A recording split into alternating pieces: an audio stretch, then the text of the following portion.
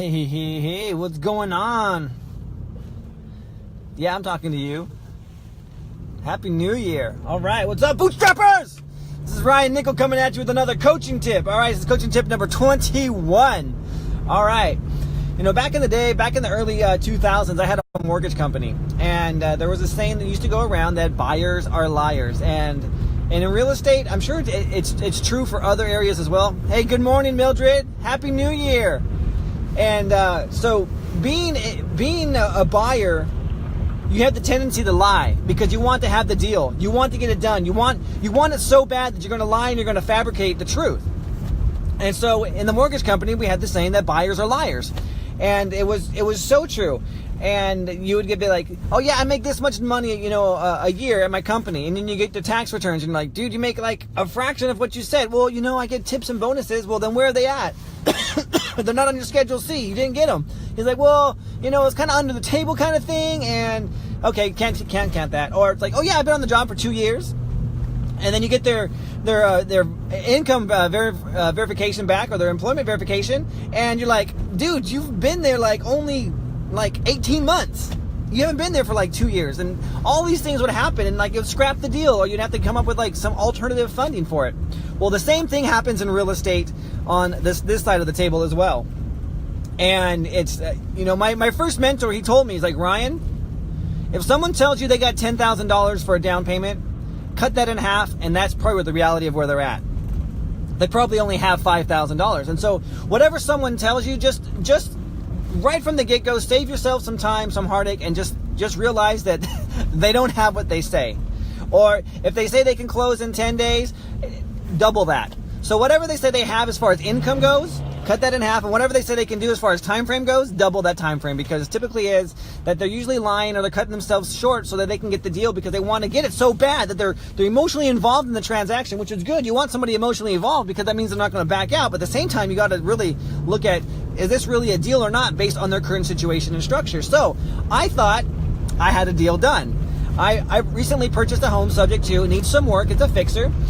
And we structured it just right so that someone was going to come in. $5,000 gets you in the door. You come in with $5,000 down. The home is ready to go. It needs the work. You're getting a sweat equity situation. It's a great opportunity for the right person. And I thought I was choosing the right person. This person was like, look, I don't have the credit. I never thought I'd be able to own a house. And this is what we do. We understand that, bad things happen to good people. Not a problem. I lost my house in 2003. Hell, I was on food stamps. I understand that just tough times hit good people all the time. But I cut people some slack. So we don't look at credit. We don't look at, things like that when we're qualifying someone to buy one of our homes. What we look at is if you have the cash, if you can pay, you can stay. Basically, bottom line. And this will be your forever home. We will be the bank forever. And she was like, I love this. This is amazing. This is exactly what I want. I'm like, perfect. This is what we want too. We want your kids to grow up in this home. They lose their first tooth in this home. They go to prom. They take pictures outside this home. This is your forever home. This is what we're doing. We're building lives and families, giving them the opportunity to own homes when they can't own it. And so I'm like totally ready to go. I had another offer that she wants $15,000. She had $15,000, but she couldn't come up with the total $15,000 down to the middle of January. I'm like, that's all right. But she's a businesswoman, and this is going to be a rental for her. She's like, I'm just going to put money into it and turn it into be a rental. I'm like, I really don't like dealing with given the choice and the opportunity. I really don't like giving a house like this to a businesswoman versus a family that's actually going to love and appreciate and just someone just texted me about it. So anyway, they're just going to love this house. And so I defaulted with this family because I'm like, this is the best thing for them. It needs roof issues. There's a leak. Her husband happened to be a roofer. I'm like, perfect. So anyway, long story short, they had the down payment, but they weren't able to really afford the house. You see what I'm saying? They're putting everything they could into this $5,000 down payment. And if that's the case, hey, this is not the right deal for you. This is not the right deal at all, because if you're putting everything you have into this house and it needs some work, what's going to happen when you need to put some work into it? I mean, it needs a carpet, it needs some paint. I mean, the person smoked in there for a very, very long time.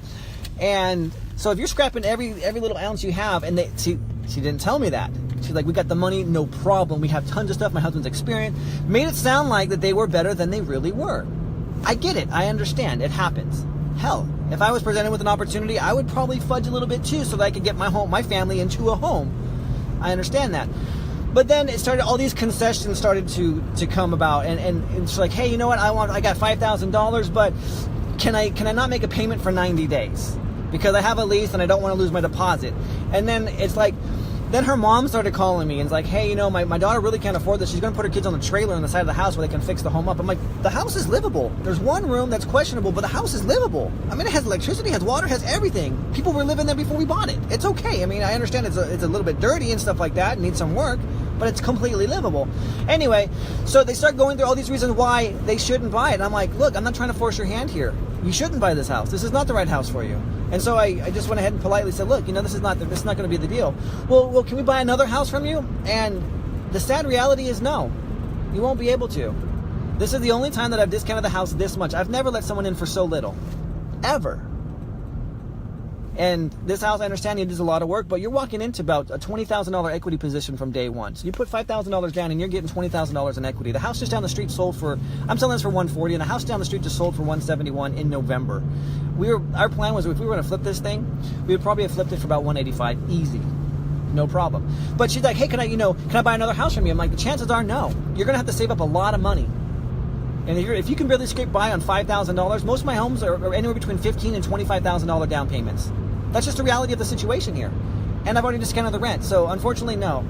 And that's, you know what? This is the whole point of this entire coaching tip is, one, buyers are liars. You know, you totally get that. Like, I'm not calling her a liar. I'm just saying, in general, you have to take what they say to you with a grain of salt, because they're emotionally attached to wanting to buy your house from you, and so they're going to go ahead and fudge the facts a little bit so they can get their foot in the door. And so I kind of like that, fudge the facts to get the foot in the door. So that's what it is. It's the fudge the facts to get the foot in the door principle. So that's what that is right there. And I totally get that. No fault right there at all. But the trying to hold out this particular situation for a future deal ain't going to happen. It's just not a reality. And so what I wanted to tell you, though, is that as you have property that you get under contract, if you have property that you have and you're trying to push it, to move it, to sell it, you don't have to give in and cater to buyers. There are so many buyers out there. Buyers are in a plethora because of the way that the market is, the scarce inventory. I mean, I'll have this house sold. I'm taking off. Today's my last day in town. I'm taking off for a week to go visit my family, and so I won't sell it before I leave. But when I get back, I'll have a list already, because it's already back on the market. I already posted it. I'll have a list of about 20 to 25 people that I need to show it to when I get back.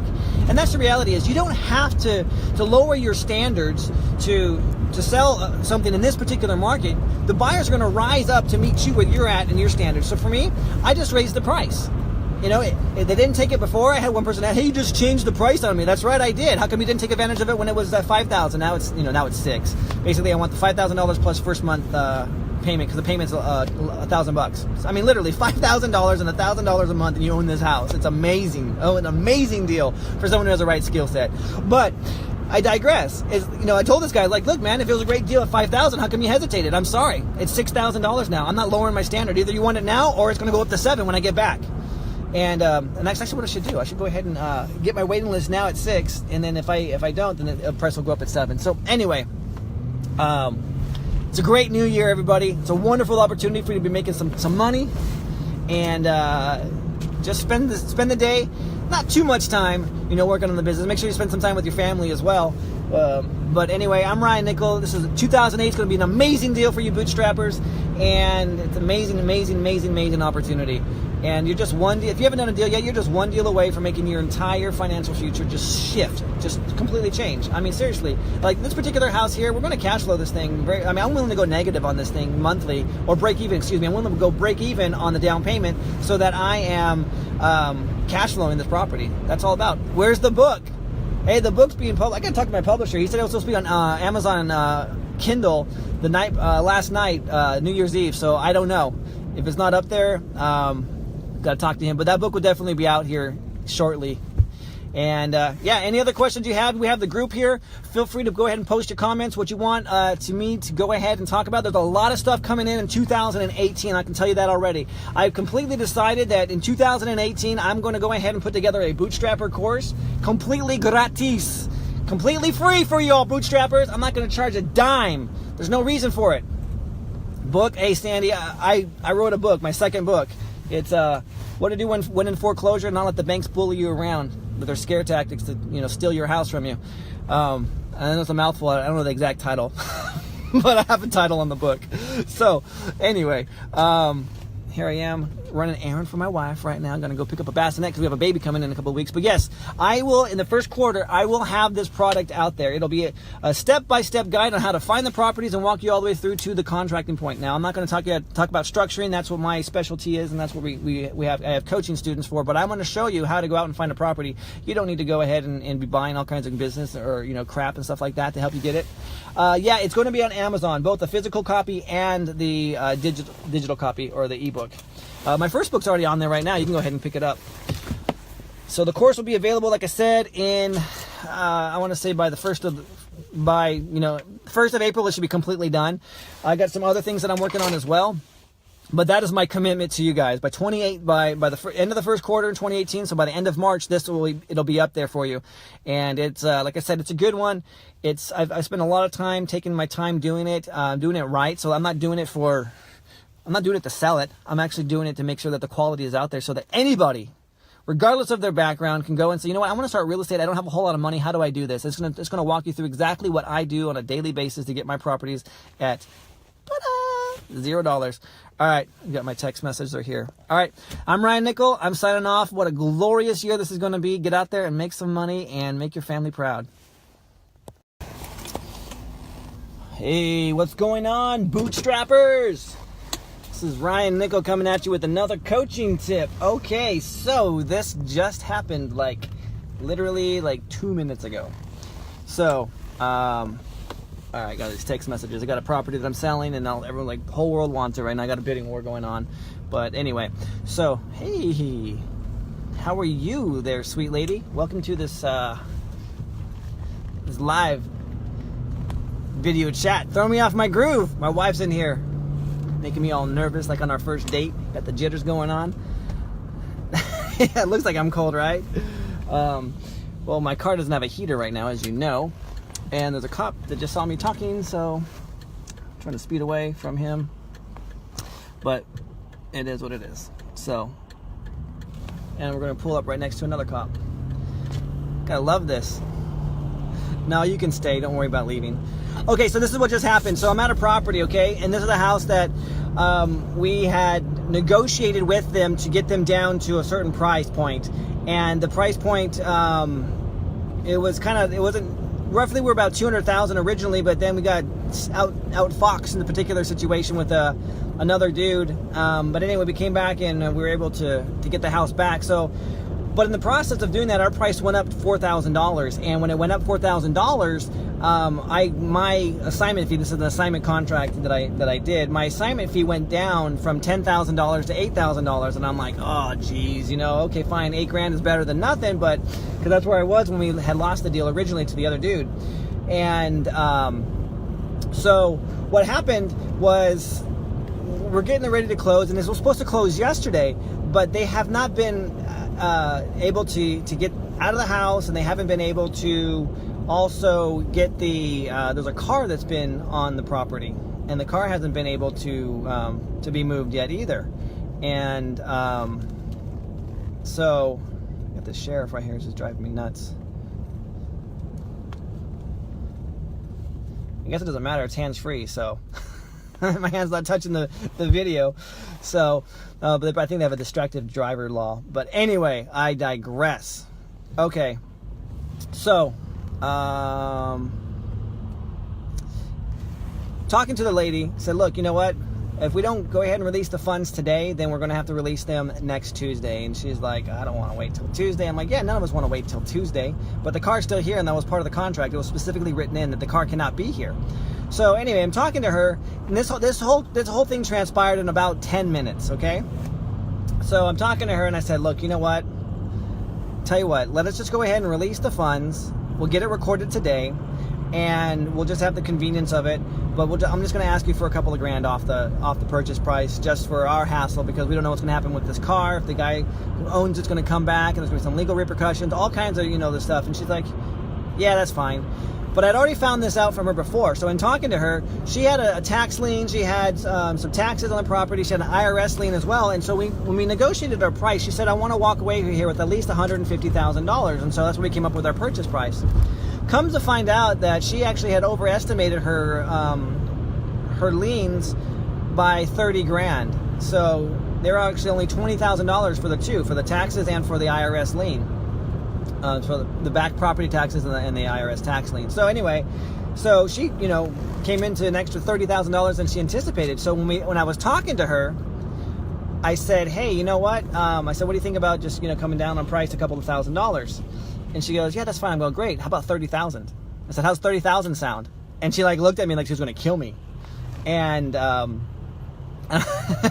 that point, I'm like, no, I'm totally kidding. Literally, she was mad. She's like, are you kidding me right now? And because we're holding, basically, in her minds, we're holding her money hostage. And so I said, no, I'm just kidding. I think 5 would be fair. Don't you? And she's like, yeah, we can do that. I said, great. We'll go ahead and call title right now, which we did. So we had to sign an addendum. So quickly, I drafted an addendum really quick. She signed it. Oh, funny thing is the guy that we lost this deal to, he had made her write a handwritten contract. And we obviously got the deal back. So I pulled out my pen and paper and I go, here, would you mind writing this for me? And oh man, it was it was kind of funny because she was like, are you kidding me? We went from that to this. But anyway, it was well played. So, and it was hard too because the 5 grand was kind of she was like, sure, yeah, that's fair. And then I mixed it with a little bit of humor, and then I was like, it was all done at that point. So she signed it. I wrote it up. She signed it. We called title, and money's been released, and it's recording here in about an hour. And so I turned to the guy, because the guy who I sold it to, he was there as well, who I did the assignment to. He was there as well, and I said, so we just got $5,000 off this purchase price. I think it's time for me to also increase my assignment fee back up to the original $10,000. In other words, out of that 5 grand, I want 2. And he's like, what? I was like, yeah. He's like, but you only spent 10 minutes negotiating it with her. And I said, it's not about the time spent, it's about the skill used to get the deal done. And he's like, all right, yeah, all right, we can do that. And that's the most important thing. It's not about time. It's about skills. It's about developing yourself so you can have the skill set so you can go and take a 10-minute conversation with someone and make 2 grand on the deal. I mean, I put an extra 3 grand in his pocket and I'm walking away with 2, which our original deal was I'd contracted for $200,000 and assign it for 10. So he's into it all in, 210. And when we were done, when it was all said and done, it was a $204,000 purchase price with an assignment fee of 8. So it had taken it up from 210 up to 212. And so what happened at that point was I'm like, shoot, well, now we're back down to 199. So I mean, if we're at a contract price of 199, and I take it and I still get my 10. I mean, he's into a purchase price of 209. So I mean, at the end of the day, he's a grand less than what we originally had anticipated. But his and he got money back out of the deal as well. So anyway, for me, it works a whole lot better. No, actually, our purchase price is a little bit less. Anyway, it doesn't matter. I made $2 grand in 10 minutes, and that's what it's all about. So, getting the skill set so that you can go in and you can negotiate with people. And I mean, I did a few things there. I price baited her. I price baited her with the $30,000. Like, oh my gosh, you kidding me? Like, such a shock to her that when I said 5, it was no big deal. I'm like, yeah, I know this. It was found money for her, an extra $30,000. I'm like, hey, and so I said, still, you're walking away with an extra $25,000 you didn't even think you're going to have. She's like, yeah, you're right, and that's what it was. But yeah, I loved how the guy, he's a great friend of mine and a good partner. How he wanted to well, you only spent 10 minutes of on it. I'm like, yeah, 10 minutes is a great investment of my time, but it's my skill set. So anyway, when you're out there negotiating, just remember that it's the skill that matters. You can put, and I made this mistake a long time ago. I used to invest hours and hours and hours with sellers. I talk to them on their phone. I become their friends. We do all kinds of crazy stuff, and I still wouldn't get the deal because it's not about time invested in deals. It's about the skill that you use to motivate them to get them from point A to point B so that you can get your get what you need out of it as well. In this particular case, I wanted to increase my assignment fee by $2,000. And so it took me 10 minutes to do it, but the negotiation, the skill set that I have acquired over, doing this business for a number of years, day in and day out, have allowed me to get that. So, I mean, there were a lot of factors at play. She had some scarcity going on that she wasn't going to get her money today. We had, the pressure of that. We had to release the funds and get it recorded at an early enough time that she still. So, I mean, there's a lot of things going on that we used and leveraged, that I leveraged in that situation to get the money. But, without knowing that and using those skill sets, I mean, I'd be waiting until Tuesday to get paid. And this particular buyer, he'd still be into it a lot more than he is now. So anyway, just remember, in all of this, you're just one deal away from changing your entire financial future. The best part about this thing, just one deal away, you change your entire financial future, and you can start building an empire. And the reason why I started building Bootstrap REI was because as a dad and a provider for my family, I wanted to make sure that I had this, that I could provide with people like you the opportunity to do this. I came from food stamps, at this particular time when I started this business, being homeless, having left my family, moved across the country, living in the back of some guy's office space on the floor, trying to figure this stuff out. I wish there would have been a Bootstrap REI that I would have been able to use as a resource, but there wasn't. And that's why I built this for you, so that you can have that opportunity to provide for your family, make the living you want, very, very lucrative living, and it just takes one deal. After that first deal, it's all downhill. So you're just one deal away from changing your entire financial future. The year's not done yet. I got one more deal that I'm closing. I got a bidding war, like I mentioned, right now. I'll be closing this one no later than Saturday evening. I already got guys asking me to come over to my house tonight to give me the cash for it, but I'm not going to be here. So anyway, I'm Ryan Nickel, and get out there and have a great day.